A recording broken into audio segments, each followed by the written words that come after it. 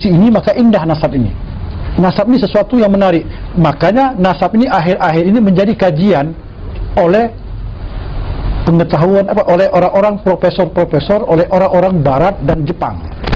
Karena dia melihat satu kekhasan di dalam nasab yang tidak ada di tempat lagi yang lain. Dan nasab yang paling rapi di dunia ini dan diakui itu Hadramut. Nasab-nasab dari keluarga dari Hadramut.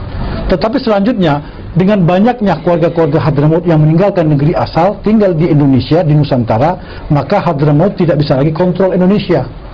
Jadi kalau pengen tahu keluarga Haneman, jangan nanya ke Trim, nanya ke Palembang. Kenapa? Karena nenek moyang di Palembang semua. Kalau yang di Trim, orang Trim tidak bingung, karena bukan tempatnya. Hadramut di atas kepala kita, tinggi luar biasa. Tetapi dengan sekian ratus tahun kita meninggalkan Hadramut, informasi ini sudah lolos di sana, sudah tidak ada lagi. Belum lagi kita berbicara pulau-pulau kecil. Kalau Palembang negeri besar, tapi kalau pulau-pulau kecil, nah yang ini yang perlu kita ketahui. Lalu berikutnya, di dalam keluarga Alawiyin ini, masing-masing keluarga punya riwayat perjalanan satu keluarga yang berbeda-beda. Al-Atas banyak. Kita punya saudara Habib Ahmad bin Muhammad ini, bin Ahmad bin Abdullah bin Muksin, dari Bogor masuk Semarang. Dari Bogor masuk Semarang. Tapi Al-Atas itu lain kan? Walaupun sama-sama Al-Atas. Beliau Al-Atas Al-Muhsin bin Husain, tapi ada Al-Atas lagi yang lain, furu lagi yang lain. Antara satu furu dengan furu yang lain akan memiliki riwayat perjalanan yang berbeda-beda dan tidak akan tertukar. Nah, para ahli nasab mencatat satu persatu secara detail. Yang ini yang tidak pernah kita ketahui selama ini. Kenapa? Karena kita tidak diberi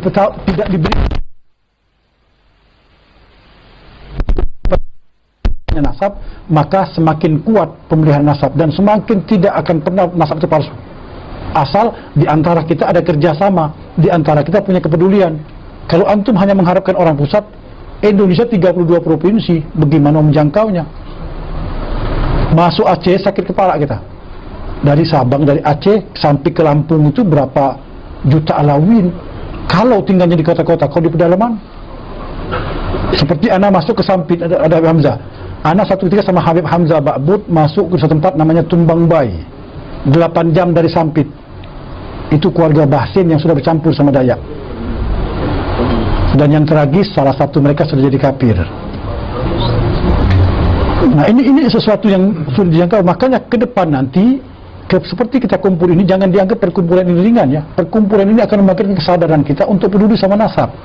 Kepedulian sama nasab, ibarat satu negeri, semakin banyak tentara yang menjaganya, maka tidak bisa orang menerobos seenaknya. Satu sama lain selain peduli. Dan zaman sekarang kan canggih. Kita punya handphone, di satu handphone kita bisa kita buat telepon, bisa email, bisa Facebook dan sebagainya. Bahkan kita bisa mengirim data dalam hitungan detik. Kirim data, gambar, MMS kirim. Manfaatkan teknologi ini. Yang paling penting adalah kita bagaimana caranya satu sama lain saling berhubungan. Tidak bisa kita biarkan sendiri karena keterbatasan kita. Tapi andai kata kita punya ghiroh yang sama, dan orang masuk ke nasab ini punya cara-cara yang mungkin mendahului kita, tapi tetap lemah. Apapun cara mereka untuk memasuk ke nasab, untuk mengakui seorang non-sayyid menjadi sayyid, itu seperti memasukkan onta ke lubang jarum. Sangat-sangat mustahil. Asal yang jaga nasabnya, ya, orang-orang yang jaga nasab dan orang-orang ini berkelompok dan mengerti. Tapi kalau asal-asalan, loss. Mungkin saya tidak bisa. Sebab di dalam nasab pada satu ketika kita mengatakan dia anak bapaknya betul, tetapi secara biologis, secara hukum Islam tertolak. Nah ini kan yang mengerti begini kan tentu orang-orang daerah, baik itu anak angkat maupun anak, minta maaf, di hasil MBA ya, married by accident, di luar pernikahan, dan banyak ini terjadi. Jadi andai kata tidak ada pedulian, sekarang Tuban boleh merasa bangga, orang Tuban rapi semua nasabnya. Sekarang 10 tahun ke depan, 20 tahun ke depan, pohon tadi, kalau pohon tadi tidak ada yang ngerawat, di mana-mana tumbuh pohon benalu. Dan kadang-kadang pohon benalu ini lebih kuat dari yang asli. bahkan yang asli jadi palsu, yang palsu jadi asli. Kenapa? Karena kebetulan yang palsu kaya raya, sekolah tinggi, bahkan sebagian yang palsu sekolah ke Yaman ada. Pulang nih aku Sajid dari Yaman, ada. Sengaja dia mempelajarin. Nah, kita yang sendiri yang punya nasab, kita tidak peduli. Dia pelajari nasab, apalagi sekarang buku-buku nasab dalam bahasa Indonesia beredar. Sayyid tidak pernah beli buku nasab yang dalam bahasa Indonesia, yang bukan Sayyid mempelajari buku ini, maka dia lebih pandai dari kita kan. Dia mempelajari, kita tidak. Makanya dulu-dulu buku-buku nasab ini tidak bisa diperjualbelikan dan tidak diterjemahkan. Satu ketika kejadian yang betul, Al-Faqir Alamin sedikit menyimpang. Ami Abdullah bin Ahmad bin Abdullah yang pengarang Fakat Garud ya, yang mengarang Hikmatul Asirah. Di masa hidupnya Ami Abdullah, anak kepada Habib Ahmad ini, mau menerjemahkan buku Hikmatul Asirah dan mau dibagi-bagikan kepada Alawin, diterjemahkan dalam bahasa Indonesia. Sewaktu mau nyetak, selama 3 hari berturut dia diimpikan oleh Habib Ahmad tidak boleh dicetak, dan buku itu tidak dicetak. Tetapi entah kenapa belakangan hari Anda lihat ada buku-buku yang bermiripan dengan ini. Memang dia tidak akan mengerti, tapi paling tidak mereka punya ilmu sedikit. Sementara Sayyid yang tidak pernah belajar buku nasab dan tidak pernah membaca buku nasab ini, kosong sama sekali. Tentu orang-orang ahwal ini yang pelajarin akan lebih pandai daripada kita. Makanya pertemuan seperti ini perlulah diadakan. Kalau ini kan tanpa rencana dadakan, insya Allah paling tidak dari sini kita mulai ada kepedulian. Jangan orang-orang di Jawa ini berleha-leha ya, oh Jawa rapi, jangan. Kita berpikir seperti datuk kita berpikirnya sekian ratus tahun ke depan. Makanya mereka mengajarkan nasab dan mempunyai pola-pola pengisbatan di dalam nasab. Itu poin yang ketiga. Begitu yang keempat, ini gelar atau julukan. Gelar julukan ini bisa koyokan, bisa gelar-gelar yang berkaitan dengan kebudayaan. Kalau di sini, orang-orang sini paling-paling orang bergelar Raden. Misalnya di dalam keluarga Bakbud. Di dalam keluarga Bakbud itu ada namanya Ibrahim Madyo Kusumo. Padahal namanya Ibrahim. Wongso Dirjo ada, tapi sedikit di dalam keluarga Bakbud. Tetapi di Sumatera mereka sudah mengadopsi budaya-budaya tempatan. Bahkan terkadang mereka tidak tahu nama lagi, dia makin nama bujang. Apalagi orang-orang di Riau, mereka sudah mengadopsi total nama tempat. Anda ambil contoh, dan Anda berulang-ulang selalu bicara di mana-mana. Satu orang tua, mukanya bagus, mereka menjaga dan semua orang tahu di Sayyid, bangsanya Barakba. Anda tanya Ami siapa nama? Harun bin Tengku Cik bin Sendut, Sendut bin Cik, Cik bin Tengku Mamat bin Sulung Putih, bin Long Putih dia bilang, bin Long Putih. Long Putih ialah Rasulullah, teruslah dia bilang Long Putih itu, bin Sa'ban dia bilang. Dia tidak tahu siapa itu Long Putih. Tahunya, nah di sini letak ilmu nasab berkaitan dengan ilmu kebudayaan. Nah paling tidak di dalam pengisbatan nasab kita harus mengerti, tidak bisa nasab ini berdiri satu ilmu saja, tapi ilmu-ilmu lagi yang lain. Atau satu keluarga lagi di dalam keluarga Banasan yang mereka ngaku Asgab, ngaku bin Syahab di Riau, orang tua umurnya 80 tahun, dan mereka ini ya, orang-orang di Sumatera ini yang sudah menjadi raja ini, mereka jauh dari budaya-budaya habaib. Mereka maulid tidak lagi, tahlil tidak lagi, ratib sudah tidak lagi, tapi mereka tahu diri mereka Sayyid. Mereka tahu, tapi budaya-budaya seperti sini, khol segala macam, mereka asing karena sudah mereka berasimilasi. Kita bilang mereka ini, di sana bilang Sayyid Belacan. Sayyid Belacan ini terasi karena mereka begitu beradaptasinya dengan budaya tempatan sehingga sudah samar. Satu orang tua anak tanya, namanya Mukhtar bin Tengku Anom, Tengku Anom bin Sukmodewo bin Sultan Ismail. Kalau kita tidak mengerti nasab, nama Sukmadewo, siapa Ami saudara Sukmadewo? Sulung Negara, Pendawa Jaya, Dewa Nante. Nah di sini berarti nasab sudah memiliki tingkat kesulitan yang lebih tinggi.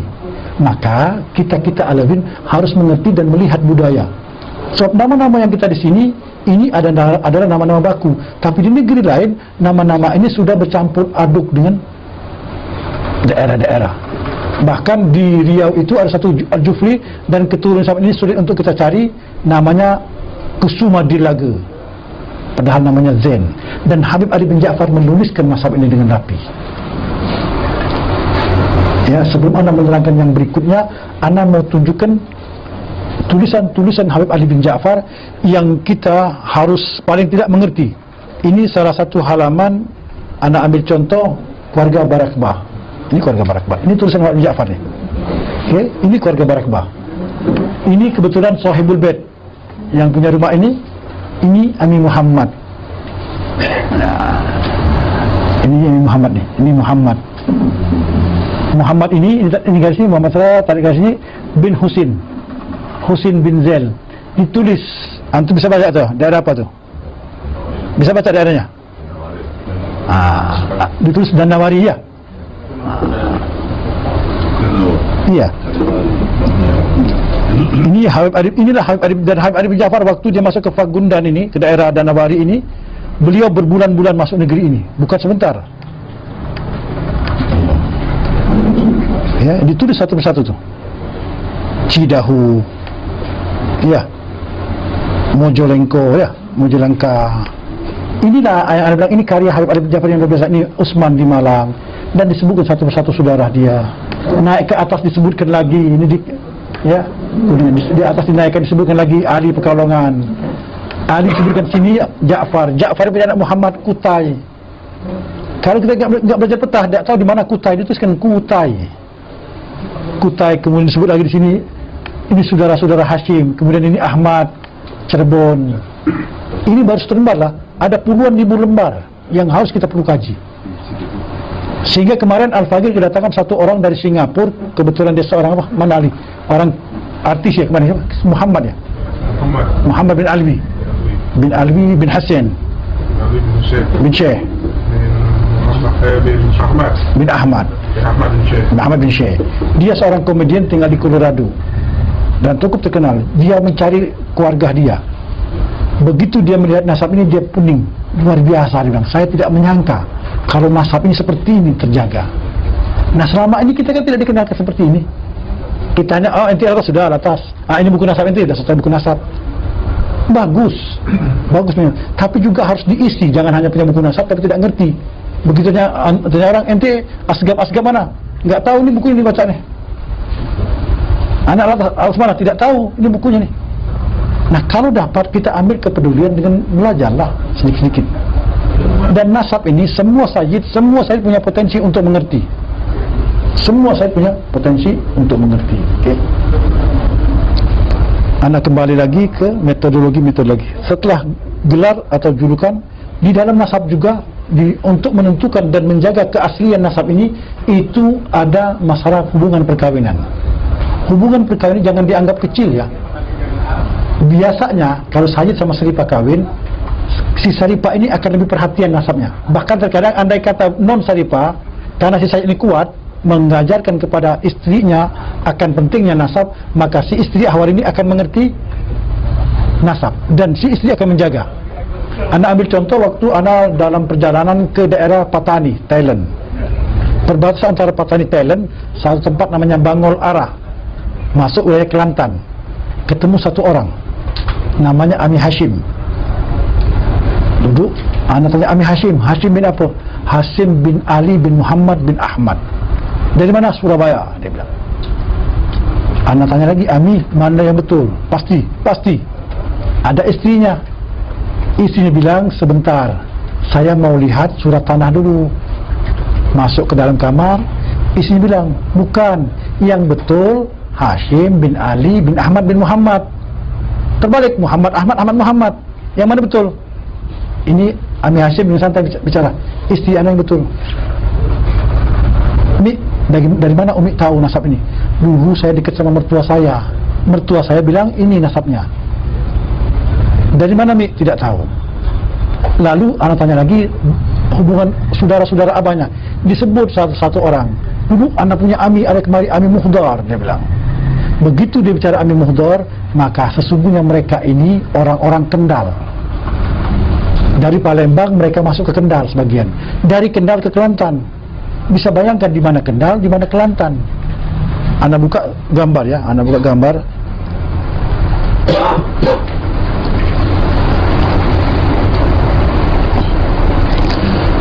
Ini Pulau Jawa ya. Ini Pulau Jawa di sini. Dari Kendal, paling di Jawa Tengah sini kan Kendal ini. Anda besarin dulu.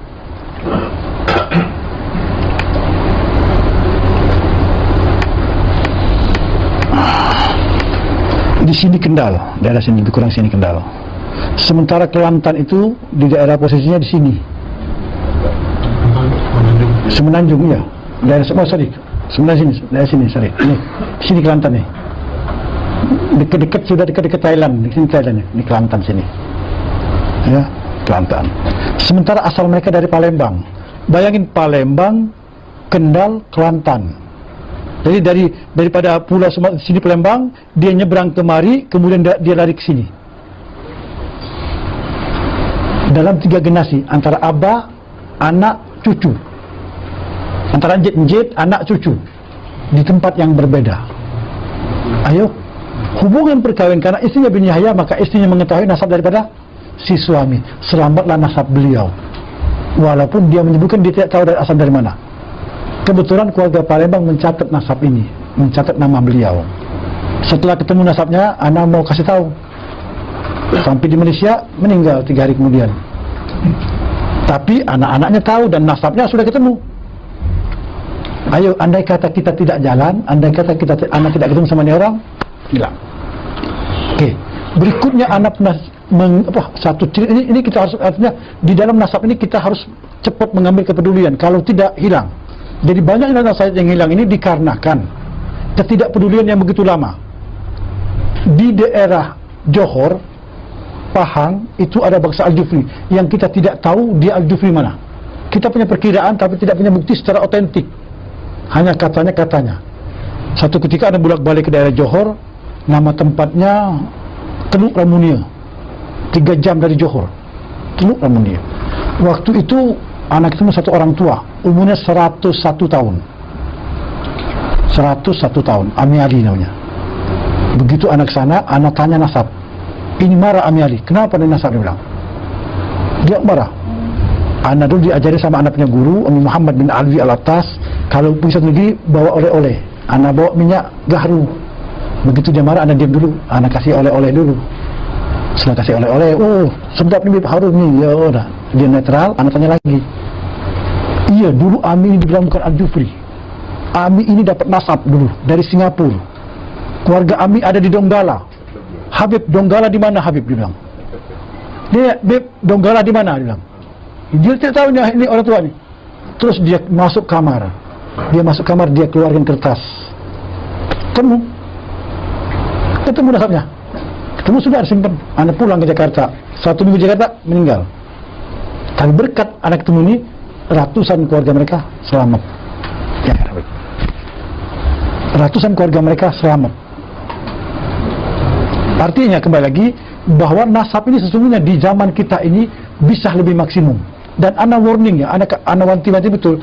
Ini akan terjadi juga di negeri ini, baik di Tuban, di Mojosari, di Kudus, di Jepara.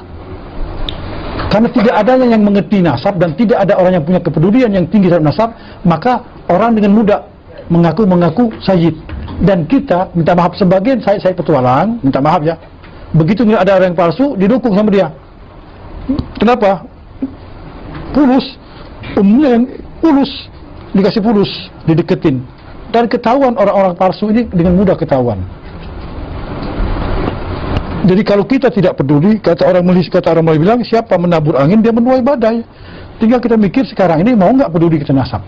Ibarat kata orang, kita ini sudah disajikan makanan, sudah siap semua. Datuk-datuk kita telah sudah meletakkan dasar-dasar ilmu nasab yang ada. Tapi kita tidak pernah untuk mengkaji, tidak pernah untuk mengkaji ulang nasab-nasab kita. Jangan ya hanu dari datuk kita ya. Dikasih orang makan, ini makanan enak atau tidak, siapa yang buat, bagaimana resepnya, sekian banyak pertanyaan, dia tidak makan itu.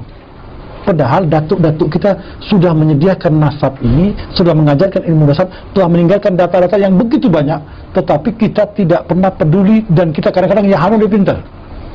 Kadang-kadang kita berani menyalahkan. Untuk menyalahkan seorang sekelas Habib Ali bin Ja'far tidak mudah. Tetapi ingat, beliau juga manusia, ada hilafnya. Ada hilafnya. Tapi kehilafan yang dia buat tidak menghancurkan karyanya maha besar. Karena dia seorang diri.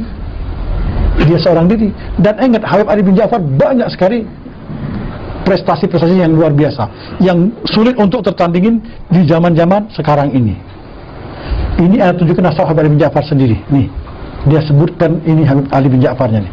Ini saudara-saudaranya, disebutkan satu persatu, ditulis dengan rapi. Dituliskan ini di Pasuruan, Semarang. Kemarin anak ketemu keluarga Asenggap. Mereka asal Semarang masuk ke Ambon, dan keluarga mereka banyak di Semarang. Tapi mereka sama sekali tidak tahu. Jadi nasab ini, kembali lagi, nasab ini meniadakan jarak. Nasab ini menjadikan sesuatu yang jauh sangat dekat. Jadi kita ini diberi satu alat, diberi satu peninggalan oleh kita punya datuk yang sangat-sangat luar biasa. Banyak hal lagi yang anak akan terangkan ya. Cuma kembali lagi, mungkin antum-antum yang di kesini enak, tapi yang jauh-jauh, sudah mulai berpikir mau balik lagi. Ya, berpikir mau balik, kapan baliknya. Makanya kembali lagi, nasab ini kalau bisa acara seperti ini terprogram ya. Di Malaysia, Al-Faqih sudah 100 kali lebih ke Malaysia. Begitu datang, mereka buat acara di gedung auditorium dengan pesertanya, dengan cara yang ditata dengan apik begitu ya. Ditata dengan apik sehingga profesional. Sahabat, sebetulnya juga kita bisa melakukan ini.